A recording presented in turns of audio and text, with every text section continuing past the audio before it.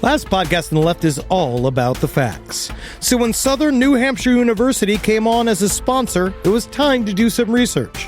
Turns out they offer more than 200 online degree programs, and get this, criminal justice and psychology are some of the most popular. Classes have no set meeting times, and tuition rates are some of the lowest in the U.S. Want to learn even more about SNHU? Visit snhu.edu/last. Insurance isn't one size fits all. That's why drivers have trusted Progressive's Name Your Price tool for years. Just tell Progressive what you want to pay, and they'll show you coverage options that fit your budget. Visit Progressive.com to find a car insurance rate that works for you. Progressive Casualty Insurance Company and Affiliates. Price and coverage match limited by state law. There's no place to escape to. This is the last podcast. On the left. That's when the cannibalism started. What was that?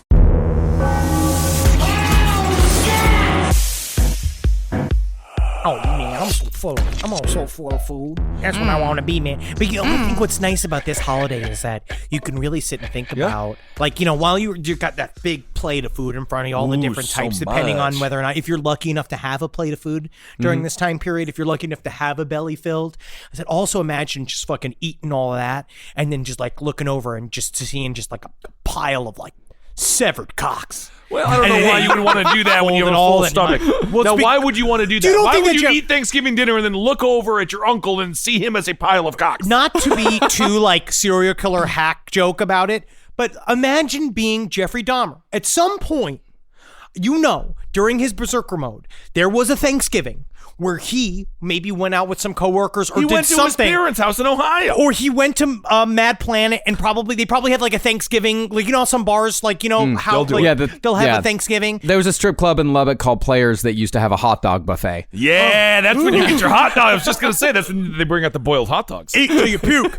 But Jeffrey Dahmer at some point probably did have a full Thanksgiving dinner with a bunch of his other weird creeps and then went back to his apartment to see all of this human meat that he's supposed to eat, and he knows, I shouldn't have, instead of going out to eat, I probably should have had leftovers. Right, because he has all of those severed penises. This is the last podcast on the left, everyone. I am Ben with Marcus and Henry. This is a best of episode. Why did Henry Marcus and I mention Jeffrey Dahmer? Because today's episode, in honor of Thanksgiving, the day that we are thankful and we get to be fed and fed and fed and fed and fed, we are going to be talking about cannibalism. Oh, yeah. And all of the great times we have discussed cannibalism on this show, from the Donner Party to Jeffrey Dahmer and everyone in between. Yum, yum, yum. It's all about being hungry. Hungry enough to eat your fellow man. Or simply just curious. Just taste it. Yeah. Just maybe. Yeah. I know for this Thanksgiving, me and Carolina, we're having a solo one at the house. We're not having Thanksgiving. We're having Winesgiving. Come on. Stop Oh, it. my God. I'm going to shoot you. Tell me about that. I always like, you know what you should do, Marcus? You and Carolina should get those matching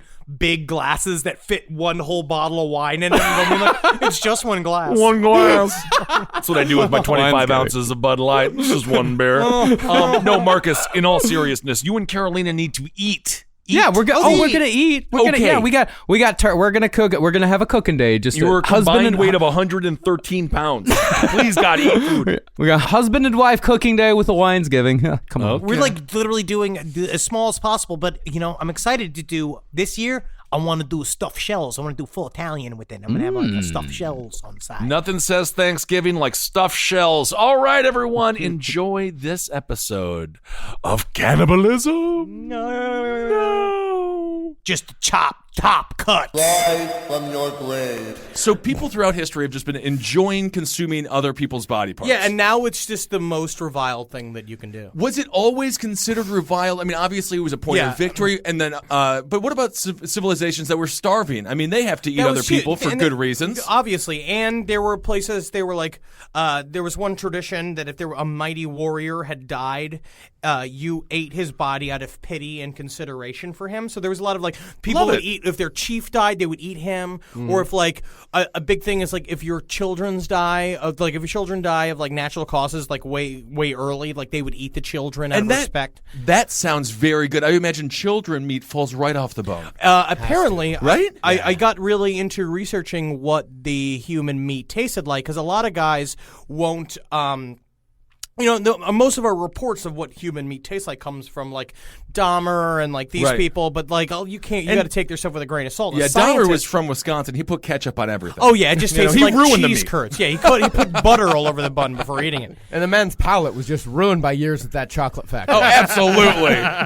You can't get any of the finer hints. But a sociologist he wrote this book called Jungle Laws, where it's like he traveled with this African tribe and watched a cannibalism ritual, and then proceeded to order a very recently dead cadaver. This is in Paris. Okay. And roasted it on a spit and ate it. And he said that you could compare it to really, really good veal.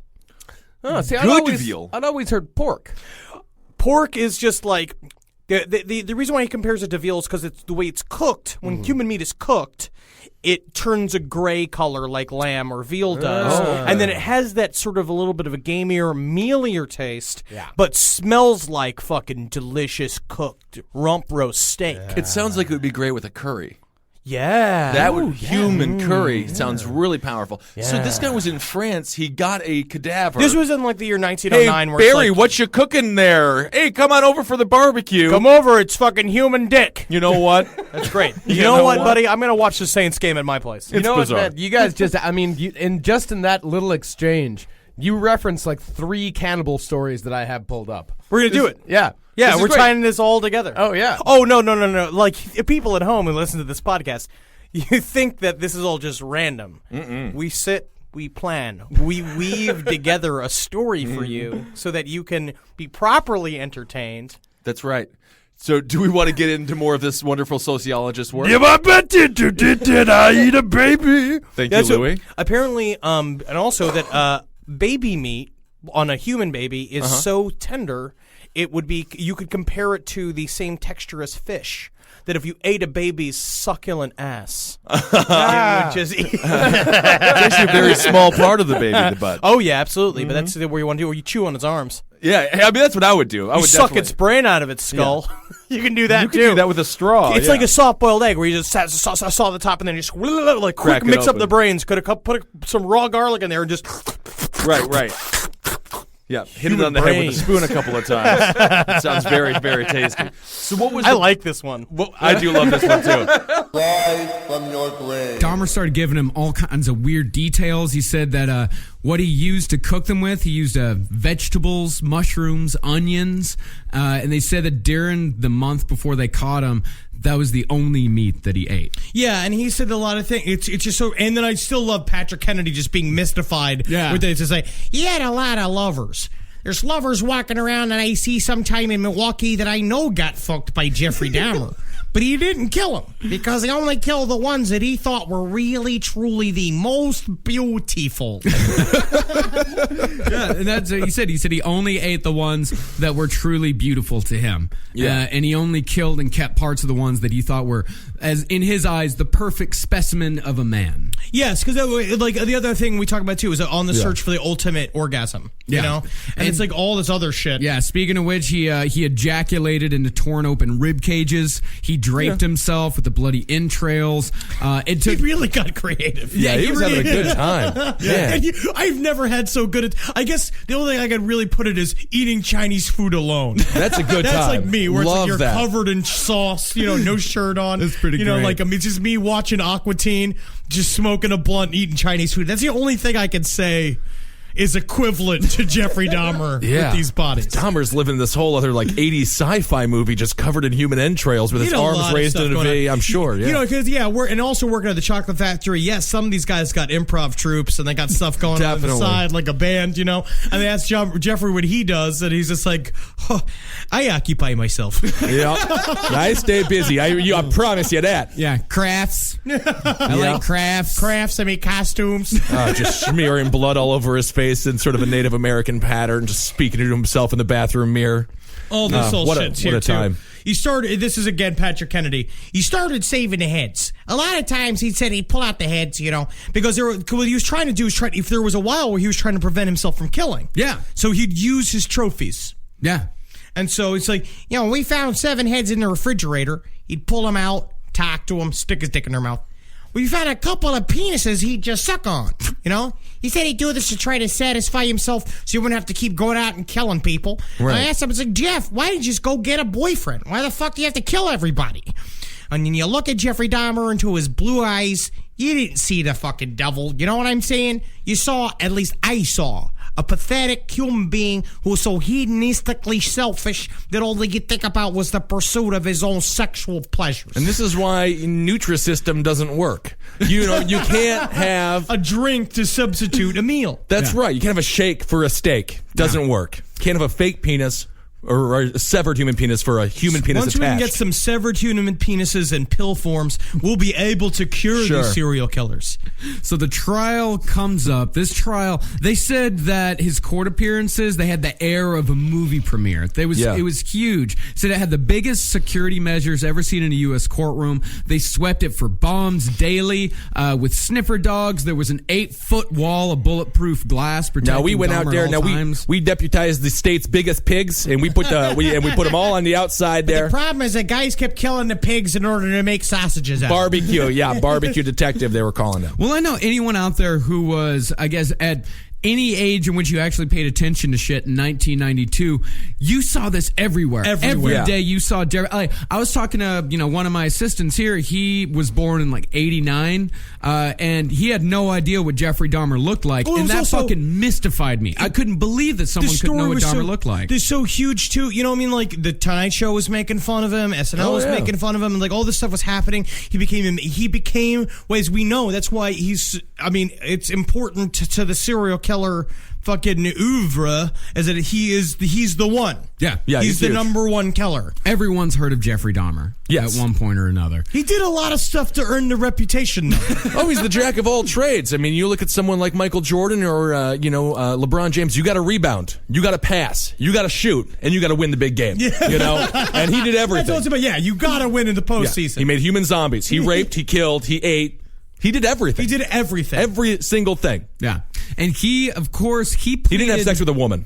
Yeah. He never had sex with a woman. He did not. Yeah. If he wants to, go through some trials, he should try getting married. Yeah, that would be tough. See if he can survive getting married. It's pretty easy to kill your boyfriend, but try being married for 10 years. Rise from your grave. To be honest, I don't know many killers. Like, tell me if I'm wrong, that really switched back and forth between like men and women. Most of them do one or the other. Well, Ramirez was just a slash and go kind of guy. Yeah. Well, he would kill the husband in order to get to the woman. Like that was his objective was the woman. The same thing with and John Wayne Gacy was all about little boys because it was hiding his sexuality. I think that's what makes Chikatilo specifically so fucked up and dangerous is the fact that he was just about the violence. Yeah. It's got nothing to do with him. It's got nothing to do with the sex at all. No. And speaking of the violence, let's get into what he actually did to the victims. He ripped open their stomachs. He sliced off their sexual organs. In most cases, you would slice off penises, testicles, and nipples, and then he would chew on them. He would never eat them. He'd never swallow. And he actually made that a big deal when his confession, when he was saying, he was like, I do not eat. I'm not a cannibal. I just like to chew on them. Yeah, he said his main obsession was the uterus. Main obsession was the uterus, and he said, I did not want to bite them so much as chew them. They were beautiful and elastic. They got to get Wrigley's over there. You got to get some good spearmint gum. Save some lives. It's the problem with the gum shortage because also it's him following around like some little girl. He's just like, I happen to like the ones that taste like watermelon. Oh yeah, he's looking for that apple strawberry combination. It's difficult to find in a human being. Yeah, because there's not as much of a Wrigley's as they're more of a gusher. Right. Yeah, that good clean feeling that you get from Orbits or eating someone's liver. Another thing that he would do to all of his, or almost all of his victims, is that he would cut out their eyes. That he would at the very least stab the eyes, either around the eyes or specifically in the eyes, or cut them out completely, because it was said, there was a superstition that a dead person's last images were burned on their retinas. And he believed that his image was burned on their retinas. And who knows if that was, some crazy thing that he thought maybe he'd get caught through some Soviet super magic, or if he just was superstitious about it. I think it's just also how often brutal murder happens in Russia, that they Right. they had to make this rule to stop it, of just being like, it's like, you got to stop murdering because it takes pictures of your face. So just, make sure to not do that, huh? I feel like you put Guys, we need to cut it down because we cannot keep together a children's choir. They keep getting murdered so hard. Right. That's what's so sad.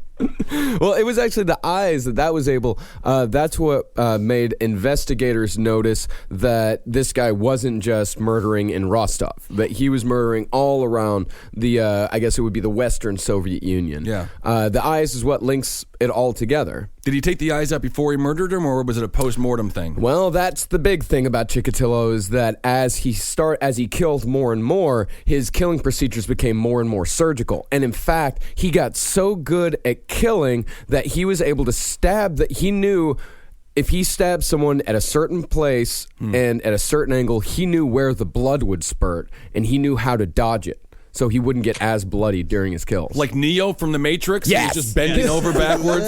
Oh, yeah, absolutely.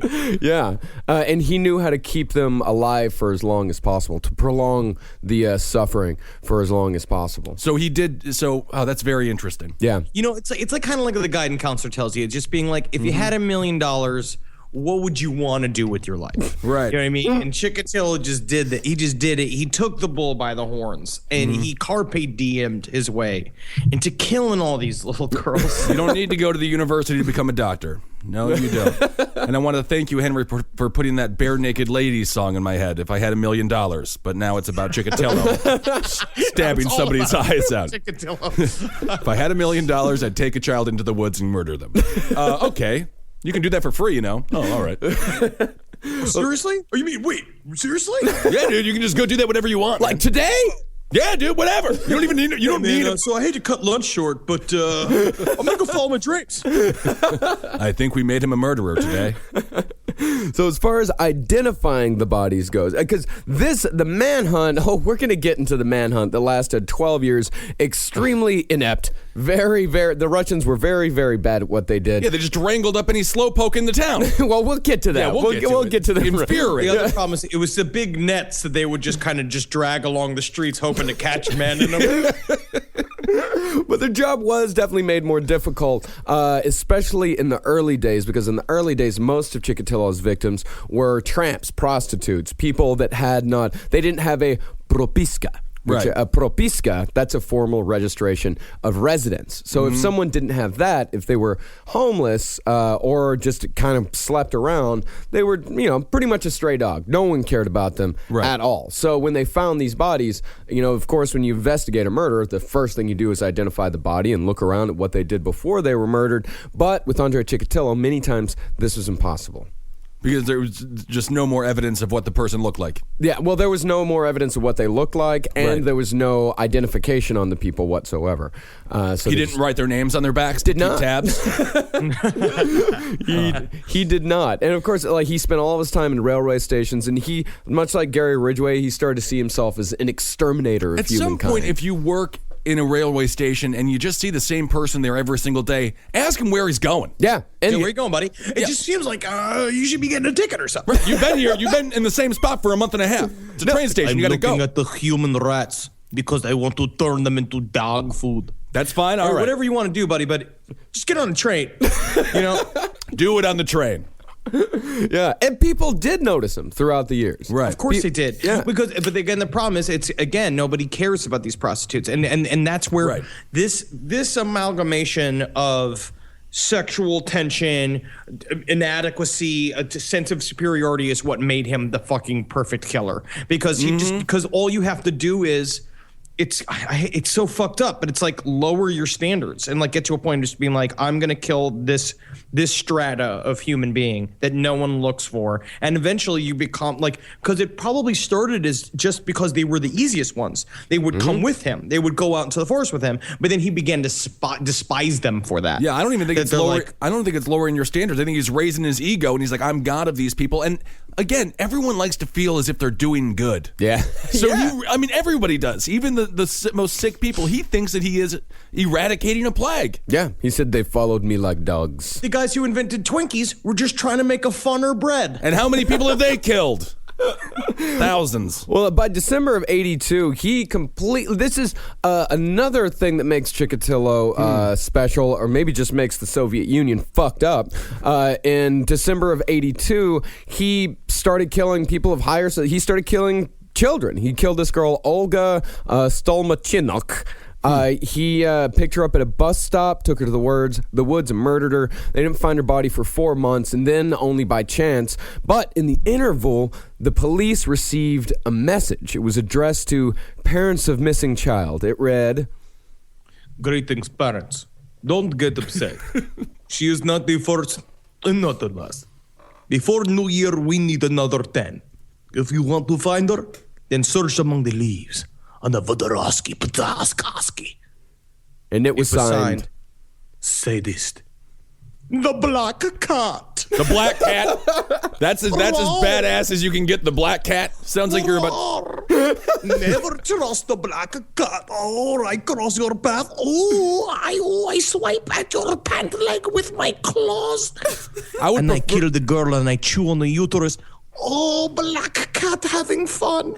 All right. I like everything except for Black Cat. Maybe we can call you the Ravenous Beaver. How does that sound? Black Cat. The corn on the cob killer. Oh, that's a great one.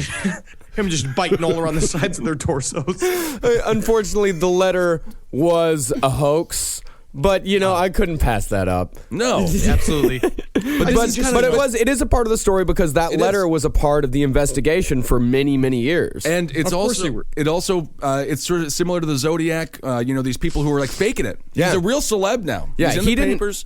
He didn't even know about the letter until they arrested him because it was almost like the Zodiac, like it was this weird piece of the puzzle that no one could really figure out. Because like, crimes were happening everywhere. Yeah. It was all over. It was all over Russia, like all the whole Rostov area. They had a wide area of who could be doing it because there was a bunch of different clues, especially because it seemed like he was becoming a surgeon. So they started thinking he was a doctor, and then they started thinking maybe he was a cop because he knew how the cops were operating. And so it could have been everything. By the way, that's how bad Russia was. They legitimately thought it could be a doctor. Well, they thought how good was a slaughterhouse worker, right? But still, doctor could be. It's not the Black Dahlia murders, for Christ's sake. I'm sure these murders weren't that unbelievably artistic or scalpel. And the poor sadist Black Cat was just like a guy named Javar wearing like a cat like costume hat, like in an old shack. Like, no one will believe that I am a cat. How I wish that I could just jump from tree branch to tree branch. Black Cat is terrifying, actually. Now that I think about it, it is very scary. Yeah, just a big drunk Russian man hanging out in the sun, just slowly blinking at people. Yeah. Okay, walk faster. I think we saw the Black Cat. Maybe that's where the myth comes from. If the Black Cat crosses your path, you have bad luck. Just a fat Russian man. Yeah. Because the Black Cat man of the village may accidentally pee all over your shoes. No, he's just marking his territories. It's fine.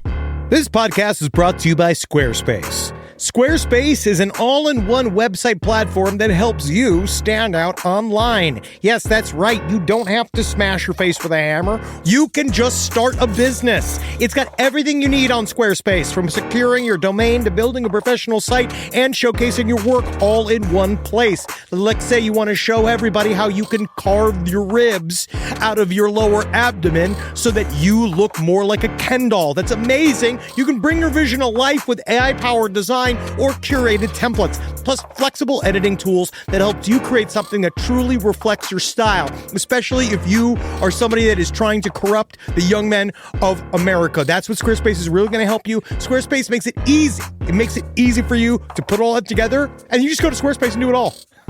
Thanks, Braden.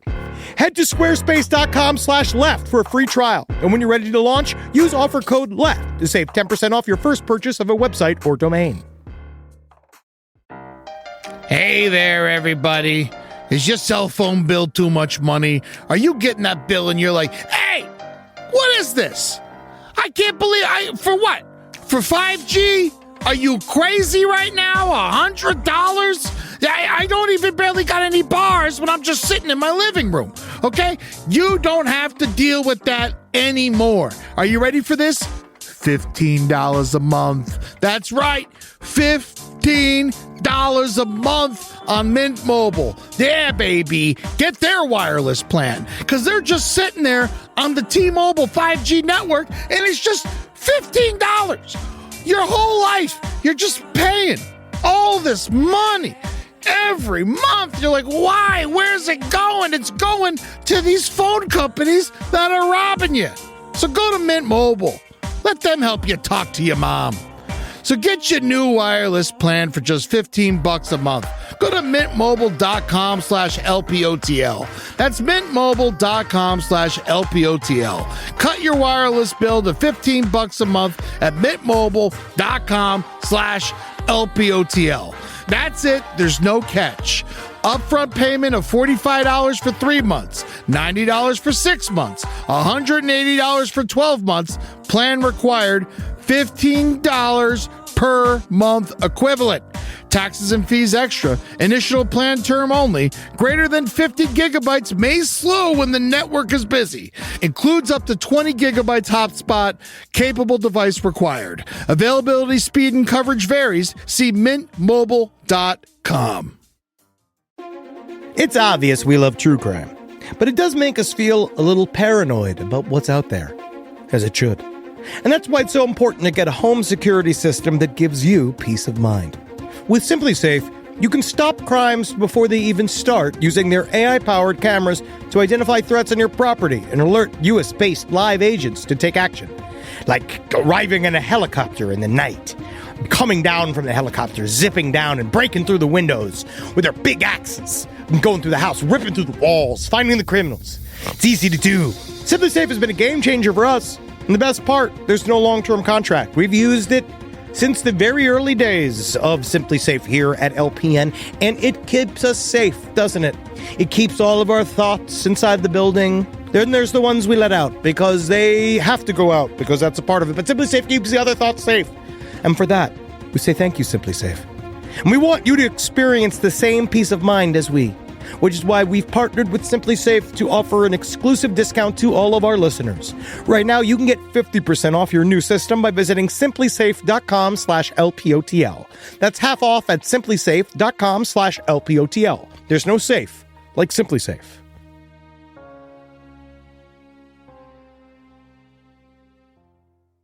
Rise from your grave. Another plant that he did to try to ferret out the real killer was to put a fake notice in the New York Daily Mirror gossip column that brought Fish out of hiding.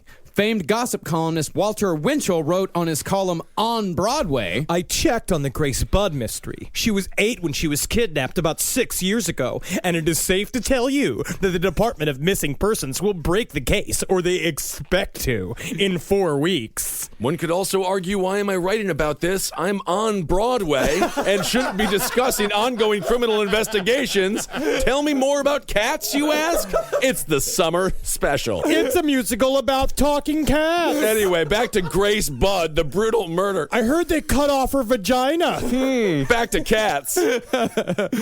10 days after that notice was written in the Daily Mirror, Albert Fish wrote the infamous Grace Budd letter. Now, anyone with even a passing fascination with serial killers has read this at some point. Nevertheless, here it is once again in part. On Sunday, June the 3rd, 1928, I called on you at 406 West 15th Street. Brought you pot cheese, strawberries. We had lunch. Grace sat in my lap and kissed me. I made up my mind to eat her. On the pretense of taking her to a party, you said yes, she could go. I took her to an empty house in Westchester I had already picked out. When we got there, I told her to remain outside.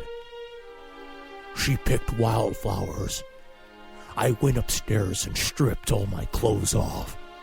I knew if I did not, I would get her blood on them.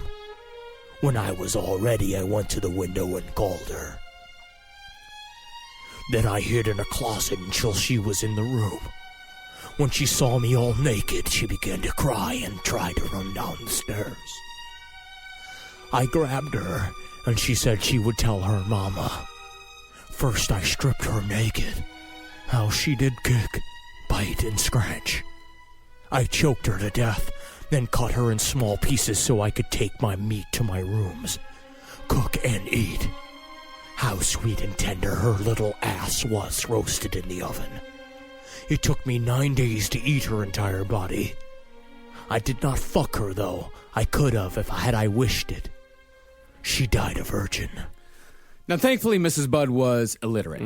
The only time that ever saved a life. That is nice. Thank Christ. Yeah, she was illiterate. Unfortunately, Edward Budd was not. Her older brother, the boy, the one who had originally read everything. The boy who originally had put in the ad that brought Albert Fish to their home was the one who received and read the letter. Yeah, because you've just been trolled for years by people writing shitty letters to them. Yeah, I mean, it's been years and years. But when Edward Budd read this letter, he called up Detective King and said, I think this is something. I think this is real. King read the letter and he was like, holy shit, yeah, I think this is actually something true. He thought, okay, finally, a clue, something to go on. But an incredible police work. This is amazing police work. The thing that would lead the police to Fish, it wasn't a letter, but it was the envelope that the letter was in. Yeah, it was stamped on the back, was an emblem with the initials NYPCBA, a.k.a. the New York Private Chauffeurs Benevolent Association. Very similar. Again, going back to BTK, what happened with him and how they were identified. They identified him through the fingerprint of his floppy disk. Yeah. Very dumb. Very dumb way to get caught. Yes. Yeah. So the envelope was eventually traced to a boarding house at 200 East 52nd Street. Detective King gave a description of Frank Howard to the landlady, who said it perfectly matched a boarder named Albert Fish, who had moved out only days before. Who was the boarder that testified in the trial that said he left the little mess behind him. Yes. Yeah, so he because she had reason to remember him. Yeah. And as another little side note, it is worth noting that the address where Fish wrote the Grace Budd letter describing cannibalism is now, no shit, the site of an edible arrangements franchise. Well, that's not good for them. They should have thought that. They should have rethought about building a little business there. Technically, Albert Fish's visit to the Budd House was sort of a edible arrangement. It kind of was. We'll let it slide. Yeah. Yes. Feel good. Well, anyway, even though Fish no longer lived at that address, he was still due to pick up a check sent from his son. And when Fish returned to pick up the check, the landlady called Detective King, who told her to stall Fish until he got there. Just wonder how she stalled him. Well, that's what I was kind of thinking too. Like, what do you do to keep a man's attention like that? She's just like, you want to spank yourself with this newspaper? Yeah, I got some cheese. You want to put your butt in it? Yeah. All right. Detective, I got him laughing. Get over here quickly. Rise from your grave. On April 4th, one of the investigators, a man named Slay, walked by the workshop and noticed a stench coming from one of the big chest freezers. After digging through a layer of frost, they found 2 5-gallon plastic buckets. Slay shined his flashlight inside the first bucket and found a human head cut in half vertically through the face. Do you think they cut the head in half because it's easier to put in the bucket, or is it because what you do with pigs? Because they cut the head in half to get to the face meat. If you're going to make like head cheese, if you're going to make all that, and the brains are used for a lot of stuff. It was because it was like a pig. It was exactly. He butchered these women the exact same way that he butchered pigs, right down to the cutting of the head, down the vertebrae, down the middle of the body. Like, he was just right. He was doing it how he knew it. He was doing it how he knew to do it. All right. But that wasn't the only thing in there. Inside one half of the head, in the cranial cavity, they found 2 severed hands. And stacked underneath was the other half of the head. But inside this half was 2 feet. Jeez. The second bucket held the same exact configuration. My goodness gracious. Now, forensics found more body parts near the old piggery in the cistern. Uh-oh. A sewage company pumped the damn thing for 4 days before it was empty because Willie had never emptied it. Oh, he's like my Cousin God. Ed from Christmas Vacation. Oh, the Shitter's full. Oh my God. And then after investigators pumped out all of this pig sewage, they had to sift through all of it by hand. So we're talking like 30 years of pig crap? Many years of pig shit. It just sounds like losing an engagement ring in Shanghai, like in one of the public toilets. Yeah, good luck. But it was worth it. You know, they found a human jawbone in there. For one guy it was. Some guy probably loved it. The creature of Mud Creek, perhaps, loved it there. Now, it can't be understated how huge of an operation this really was. There were over 100 people working there, day and night for years, sifting through Willie's farm piece by piece by piece. I do just imagine someone like waking up really early for sewage day and be like, there's something wrong with you, Todd. But in this case, that's a skill. Now get on in there. I've been waiting to swim in human sewage for my whole life. There's nothing that interests me more than being covered absolutely up to my fucking eyelashes in pure human waste. Well, Todd, you get in there. I'm out to lunch. I gotta go. I mean, you get in there. Now, these people, they had to search through every rock. You know, they had to search through all these troughs, and they had these huge conveyor belts that they would have to go through and search piece by piece. They would sift through all this dirt and go piece by piece by piece. It's like a disgusting scene from I Love Lucy. Yeah. Yeah, they searched through about 40 bone pits. Oh, God. Bone pits. Bone pits, yeah, because you had to put the dead stock somewhere. Sure, yeah. Yeah, you have to. Oh, yeah. Yeah. Oh, yeah. Oh, yeah. Yeah. And they had to separate so. every bone fragment to see what was human and what wasn't. And they found a healthy mix of both in every bone pit. But there is a mystery when it comes to the bodies, a mystery that endures to this day. No one knows what he did with the leg and arm bones. It's unlikely that he disposed of them at the rendering plant, as those are pretty recognizable as human. But not even a piece of one was found on the farm. But no one knows what he did with the leg and arm bones, but then there was evidence that was almost just out in the open. One pail in the slaughterhouse was stuffed with human remains, and nearby was the head of Mona Wilson, sawed in the half like all the others. But the most disturbing discovery of all was still to come. On July 15th, 2002, 2 officers were searching a further 2 freezers when they found 3 plastic bags full of ground meat. Oh, shit. no. Oh, shit. Oh, shit. The bags were put into storage for 4 months until someone finally tested them, and they found that the ground meat was pork and people. Oh, my. So this was like, honestly, this was fed to human beings. This was like, they were making sausage out of this stuff. This ground meat matched 2 women. One who had disappeared in early 2001 and one who had gone missing 4 years before in 1998. That means that's not healthy. That's not healthy, no. That it is possible, if not probable, that for at least the previous 4 years, Willie had been grinding up at least some of his victims and mixing the meat in with hogs he'd butchered. He definitely was. And investigators found that Willie had given meat to over 40 friends, relatives, and associates in this period of time. Willie had also helped out another friend grind, package, and sell about 300 pounds of meat every month to small butcher shops around Vancouver. All right. And yet, even though investigators knew all of this, they did not issue a public health warning about possible human meat being on the market for another 2 years. Well, you want to keep it under wraps here because... Because what are you going to say? What are you going to do? People of Coquitlam and Port Coquitlam, I hate to break it to you. Now, that lovely sausage you've been enjoying... it's just sausage. We're not going to ruin this for them. I was going to say it. And you could just see him be like, and now And just, I want to say, in unity with the people of Port Coquitlam, I will now eat this human foot. Now, I know that this is, I don't know where we got this foot. I'm not asking questions, right? Right, Sergeant Lansky? No questions asked. I am going to eat this foot so I also know what it's like. And honestly, it's quite good.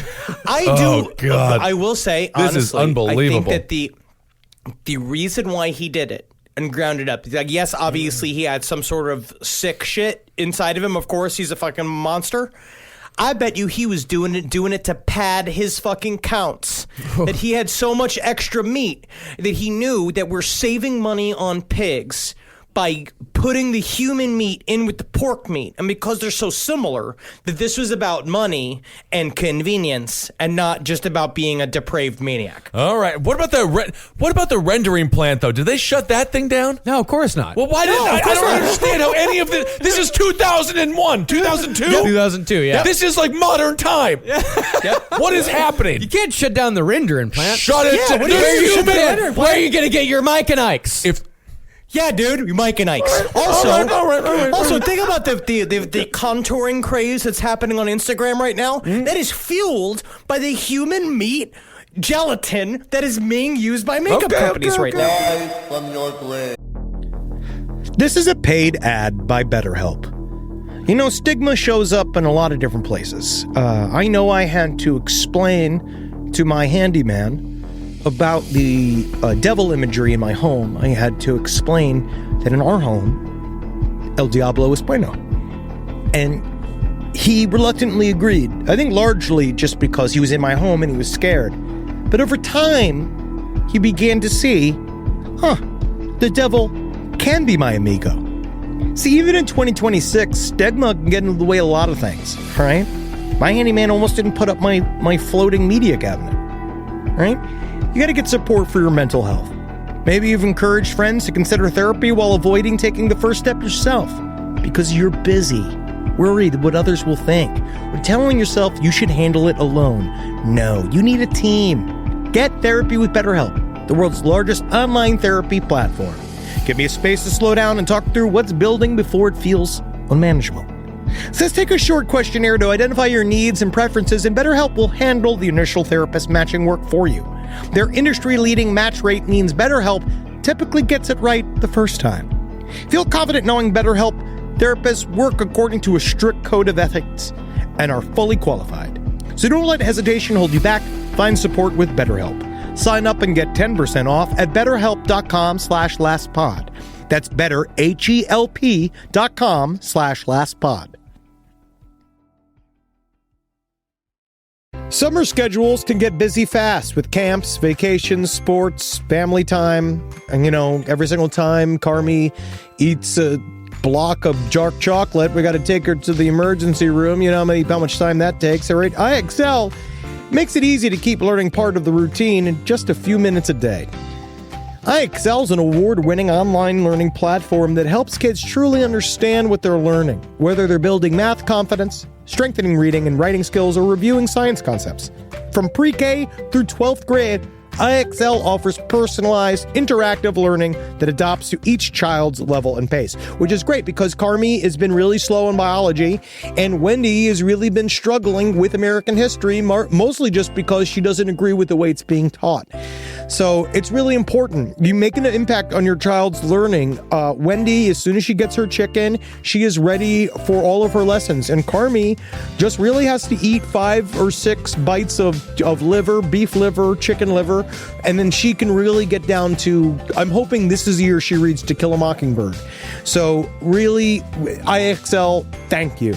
Make an impact on your child's learning. Get IXL now. And Last Podcast on the Left listeners can get an exclusive 20% off at IXL membership when they sign up today at IXL.com/left. Visit IXL.com/left to get the most effective learning program out there at the best price. All right, I know what you're thinking. I like to go banking, but I don't want to give to these big old banks all the time that cater to the 1%. Well, go ahead and get yourself hooked up with Chime. It's banking built for you, not just those rich jerks. And they got thousands of fee-free ATMs because why pay to get your own money? Chime is working for you, man. You get your Chime card, you're going to get travel perks, you're going to get into airport lounges, you're going to get those chicken thighs. You know, every time I go to an airport lounge, I get chicken thighs. And you know what I say whenever I see a plate of chicken thighs? Give me more. Chime's going to get you those chicken thighs in these lounges, all right? Sure, they could serve other types of meat, but why would you when chicken thighs are so delicious? Chime is not just smarter banking, it's the most rewarding way to bank. Join the millions who are already banking fee-free today. Head to chime.com/left. That's chime.com/left. It only takes a few minutes to sign up. Chime is a fintech, not a bank. Banking services for Chime Card provided by Chime's bank partners. Optional products and services may have fees or charges. Stated cashback for Chime Prime only. No minimum balance required. For more information on travel perks, go to chime.com/disclosures. After they had dinner, went to the beer garden, Peter Curtin led Maria Hahn out to a deserted meadow and began the longest, cruelest, most drawn-out murder of his career.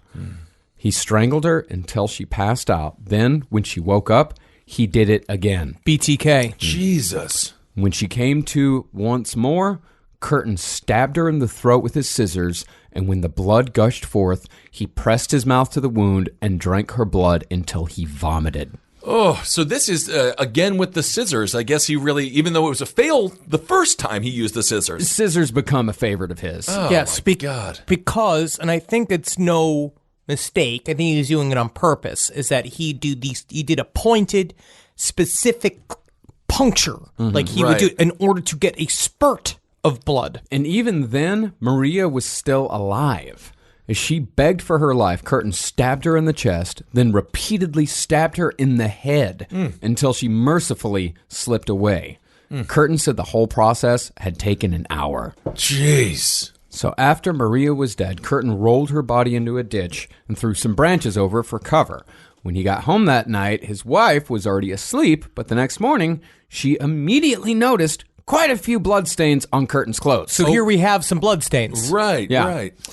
Now, the two got into a fight about it, so Peter figured he'd better actually hide this body, lest it be discovered and his wife would make the connection between the bloodstains and the murder of Maria Hahn. Because she starts blaming me for death, the next thing I know, I don't get my tuna fish casserole on Fridays. And that's not good. So this is the first time that is this the first time that she suspects that he is doing something nefarious when he leaves? I guess so. Well, this is the first time that there's actually evidence that he's like, come home, and she's seen like, there's bloodstains on your clothes. What have you been doing?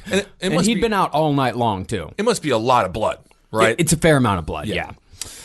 So, once again, after work, Curtin went home, grabbed a shovel, and headed back out to the crime scene where he picked up Maria's body, took it to a fallow cornfield, and buried her in a deep grave, relishing the act the entire time. It's kind of like when you go down the different block when you want to go to the grocery store and you get the nice cup of coffee from the new hipster coffee shop, and you're like, why don't I do this all the time? Yeah. Interesting. Well, it's totally different. This involves a homicide. Your analogy involves coffee, and this is a murder. Because if my analogies did involve me talking openly about the several murders of women that I would have had to have done to know the distinct pleasures of doing this, then I would be incriminating myself, wouldn't I, Benjamin Kissel? That's a good point. Keep talking about coffee. But Curtin wasn't done yet. A few weeks later, he said he returned to Maria's grave and dug up the body with the intention of nailing it to a tree in a mock crucifixion. But the body was too heavy, so he just reburied it. But the thing was, he could not let his work go unnoticed. If nobody found the desecrated body, then in his mind, the job was only half finished, and there was ultimately no point. It's like, in Peter's mind, it's like it never happened. Okay. Yeah.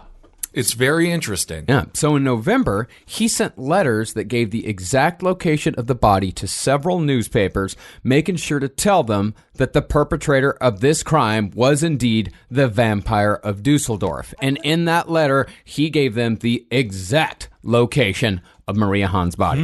This was the one. I wish I could have found the actual copy of the letter. I couldn't find it. I Yeah. couldn't find it. I don't know if it's because they don't have the same obsession with serial killers, except now we know that. But I feel like at the time, nowadays, we blow it up into like a media frenzy, or in the 70s and shit during the serial killer heyday of the United States of America. I don't know. Remember what we were saying last episode? Yeah. They love true crime, but I wonder, that was after the facts of the crime. I wonder if at the time the newspapers did not want to blow it up as much. I know they were trying to keep a lid on as much information as they could. They actually, it seems like in Germany at the time, they were better at it than we ever were. Yeah. Well, there was a little World War II.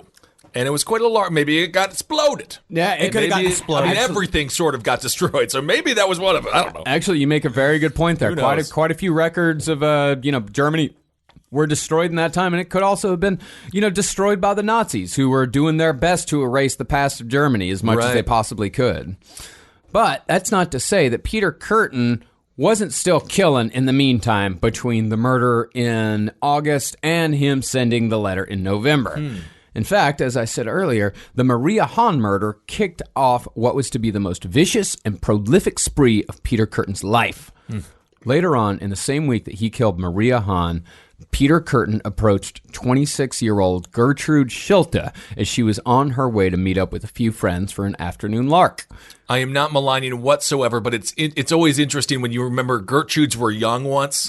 When we think of the name Gertrude, it's just such an older name. When 26-year-old Gertrude, you never even think about that. Oh, no. When I was a kid, Gertrude was the name of the old witch that my grandfather said lived in the abandoned house far into the ranch. Meanwhile, back in the day when Gertrude had that snapper out there and she was letting her, when she was hanging him high and all that stuff, back in the day, Gertrude was hot. Yeah, I feel like it's how it always is. Mm-hmm. And now it's coming back around. Everybody's named Mildred and Berthel and stuff like that. And now we're going to have 80-year-old Nicolettes and Allisons. Yes, exactly. Yeah, I just can't wait until nursing homes are filled with Stephanies and Ashleys. Yes. Oh, that's fine. I will name my kid Herbert. Herb. I like that name. It's my grandfather's name. Oh, Herb is a real good name. Yeah. Herb Kissel. Herb Kissel. Yeah, I know he's a good farmhand. Mine's going to be Skeletons. You're going to name your kids Skeletons? Yeah, multiple You think skeletons. that's going to be good for them going through life being named Skeletons? They better start working hard in order to get over what has already been done to them. That is the premise of A Boy Named Sue. Oh, yeah. Okay. Rise from your grave. So after Lemuel Murphy ate the mouse, he started attacking everyone else, biting on their arms and just yelling one thing over and over and over again. Give me my bone! Give me my bone! Just biting on it, saying, give me my bone! Give me my bone! Give me my bone! Yeah. When did he turn into a shaggy dog? He died at 2 a.m., and his body was rolled out of the circle into the snow. There were now 3 bodies laying in the Forlorn Hopes camp. And that's when the cannibalism started. Yay! He did it! He did it! That's when the cannibalism started. I said it. I said the thing. He said the line. And that's when the cannibalism started. I said the line. I did what you wanted me to do. That's from the intro of the show. I know it is. I did the thing that they Rise from wanted your me grave. to do. And that's when the cannibalism started. Cannibalism started. Yeah, I remember these. Cool. I love it. Awesome. So the morning after Murphy's death, it was decided there was no other choice, so they began butchering the 3 bodies that lay frozen in their camp. Okay. So they did have to choose. So they had to organize who was going to get who. Okay. Because no one wanted to eat a member of their own family. Jeez. First, they removed the heads, hands, and feet of the cadavers, which is common among cannibals as it helps to dehumanize the meat.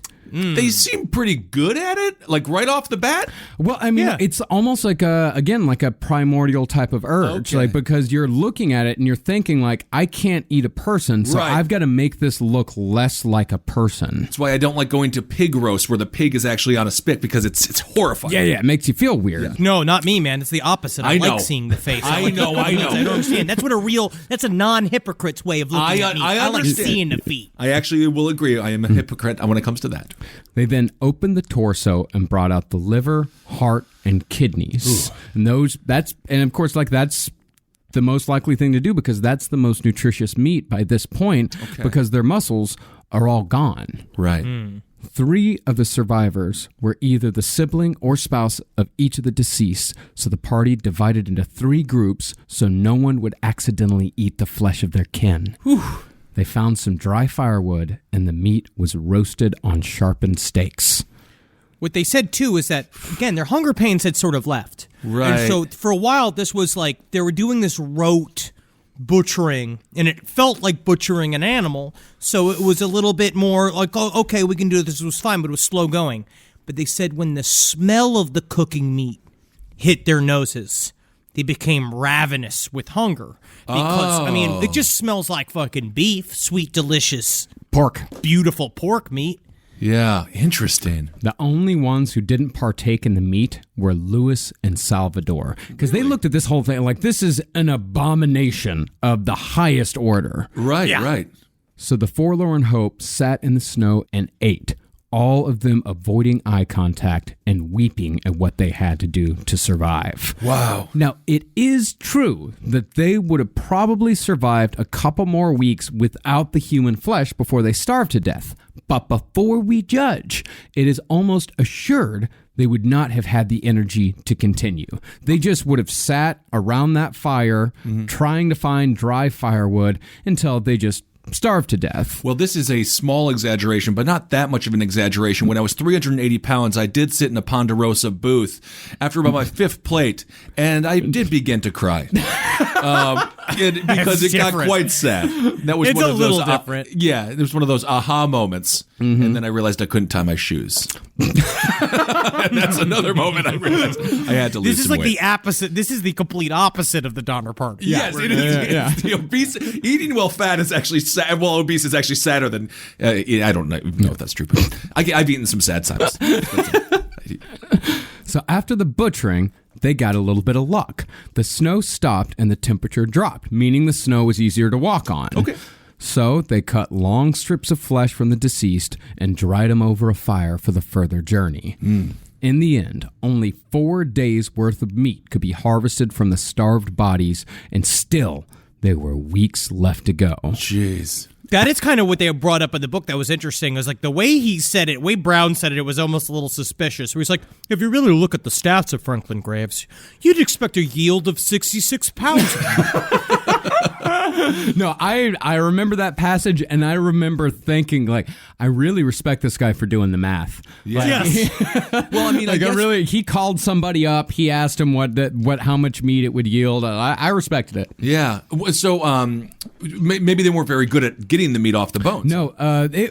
Okay. Think of it this way. Like compare it to the Uruguayan rugby team that crashed in the Andes in the 70s, alive and all that. Those guys were all athletes. They were a rugby team. Right. So there was quite a bit of very good meat left on those guys. So they were able to get some choice cuts, not to be too indelicate. Right. But they were able to get some pretty choice cuts of meat from these guys. The Donner Party, by the time they had started to butcher, Franklin Graves and such, and the other two, there was very little meat left on their bones. So you think that organized sports would have really helped out? Yeah, actually, yeah. Because they had a little bit more muscle. But it's also the proper diets. They had been walking for 2,000 miles. They had gump bodies. They had that, like, the long muscles of walking for a long time, and they've not been eating a lot of fat. So that without fat in the meat, you can't properly process the nutrients in the meat. Yep. Right. So it's very, very dry. Oof. Now, after the meat ran out, the only thing they had left to eat were their shoes. Jeez. So they roasted their shoes and then moved on totally barefoot. And what's more, a lot of them barely had any clothes on their back at all because the clothes had started to rot from all the wetness. And they were walking through these tree branches constantly, and the branches, because the clothes were rotted, they just ripped more and more and more. They were half naked walking through like the Sierra Nevadas in the teens. That's crazy. A few days after eating their shoes, the hunger once again became too much. That's when the first mention of outright murder came. Ooh. William Foster was the one who suggested that the group kill and eat Louis and Salvador. Let's kill those guys. Interesting. Which is just that inner, like, plotting of people pulling each other to the side, being like, you see him over there? Look at that. All right. Imagine him in a taco. Just listen. I'm the one being crazy. I'm being crazy. But imagine him on a salad. Like, cut up in a penny. Put him in a bunch of meats. Rise from your grave. All right, there it was, everyone. Hope you enjoyed this best of episode. I gotta say, when you put it all together, it seems like people only eat other people. Well, again, it's really just about how hungry you are. Yeah. Are you just a little cat in a bag? But and you just want to see what's at the bottom of that bag? Donner Party, I don't consider them cannibals as much as I do Dahmer. Because like you were talking about up top, Dahmer probably was like, I'm a little too full, but he finished off the brain or whatever. Well, because it's going to Donner spoil. Party, they really did need it, so they get a bit more of a pass. Sure. They ate down to the bone. Well, they're very hungry. They're very, They were hungry. very, well, they had They motivation. were gnawing on bones, yeah. Yeah, Jeffrey Dahmer was like, he was vacationing in the world of cannibalism, where the Donner Party, Yes. they were like forced to get like a full-time job in cannibalism. Yes, absolutely. Well, all right, everyone. Thank you so much for listening. And just thanks so much for another wonderful, it's been a wonderful year in many ways. We have to count our blessings at this time. It's been a challenging year. It's been an interesting year, which is unfortunate word. But I will say it's nice that we are not being consumed by humans right now. But do you remember Unless how we you talked are about... and you're listening right now, in which case you're like, can't relate to this show anymore. But it's like the Donner Party again. Do you remember how often they tried to say when we were researching it, where they kept saying like, everybody says the only interesting part of this story is the cannibalism, and it's like, you're right. Well, No. the It's very wagons and the interesting. buggies and the wheels. But and it I was- Wagon Manifest were extraordinarily interesting. And I know I'm that just you saying it forced was- Marcus to cut all the shovel talk, and I could have gone for some more shovel talk. I am just saying that the quarter of cannibalism, and that is the real cayenne of It's the that dry cayenne. rub. It's the That's pepper, true. but it ain't the main course. That's right. That's right. Honestly, The I'm main starving. course is the struggles of the settlers, Henry. I know. I'm permanently frowning. I think about them every day. Well, I'm Thank gonna God. go fucking watch Ken Burns' The West and Oh, cleanse right. my palate and revisit. Well, I love it. All right, y'all. Hang in there. Keep on doing the best you can, and never forget, hail yourself. Hail Satan. Okay. Congratulations, everybody! Hell me. Eat some turkey for me, you bitch. Eat some tofurkey, eat some turkey, eat whatever you want. And you know what? What I have learned is, even if you're on a diet, have fun on Thanksgiving and eat whatever you want. And then the next day, It's a holiday. There's no calories. there's no calories. So then you won't feel like you missed out, and then you won't eat so much the next day. Yeah, a little lesson. Okay. Thanks. That is a lesson. This show is made possible by listeners like you. Thanks to our ad sponsors. You can support our shows by supporting them. For more shows like the one you just listened to, go to lastpodcastnetwork.com.